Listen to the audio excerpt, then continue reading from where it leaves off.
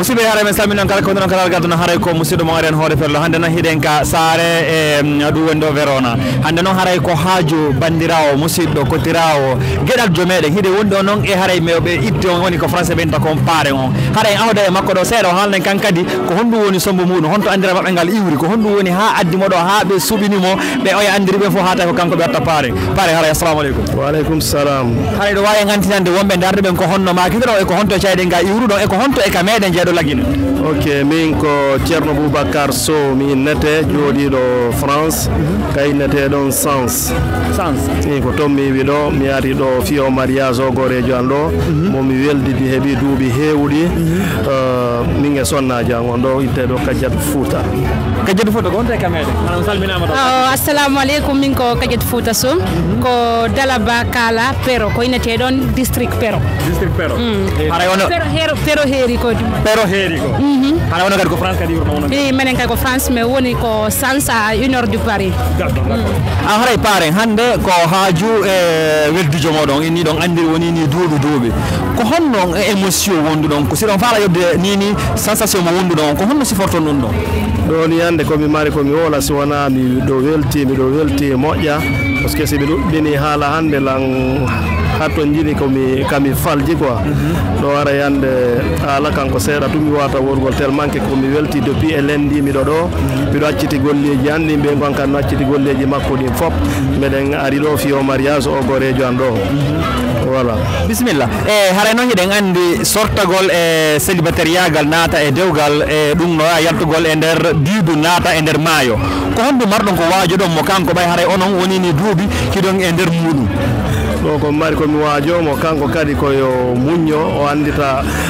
pati makko en e baabe makko en ɓen ɗon fof ɓe muññino si tawi hande menen hande meɗen wooda menen kadi komin tawno ɗum ɗon konko ɗon ɗin komin darayno no mawɓe amen ɓe wuurirnono menen kadi meɗen marɗo repère ji kam men repère o fiyo mi wawu wuurde gurdal ngam men dan tranquille ellaji ko miyayno toon komin dara menen no mi rectifiera d'accord madame haray onon kadi ko honɗum woni souhaiji mon ɗin envers la mariée et le marié. Bon, je les souhaite d'abord heureux ménage et une vie heureuse. Yalla yejjindimbe ko ɓuri e juutude comment dirais-je, pour le meilleur et pour le pire au fait. Et en plus aussi, bon, je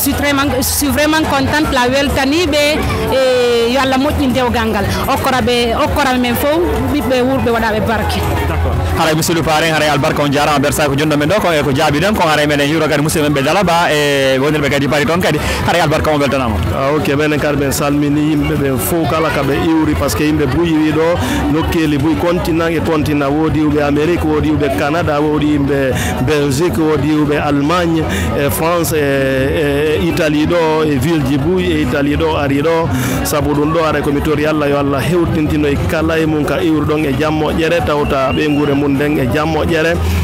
ha jon ɗo kadi ɓaynini neɓata soirée on fuɗɗo ɗo ɗum ɗon kadi mi waɗa e jam moƴƴere men seeɗa ɗo e jam aɗa ko ɗum ɗon komi mari komi duwano seeni ɓen ɗo fof vraiment arɓe ɗo ɓe fof ɓe weltanama kanko kadi jommu ɗon koye makko mi yi si men ari ɗo ma ɗum ɗo fof yimɓe ɓe watano igol ɗin piyeji ɗon ara ɗo minen kadi hettitiɓɓe fof yomin référe e makko ɓaara men fof meɗen andi ko honno kanko kadi o joguitori men ka privé ton ara menen kadi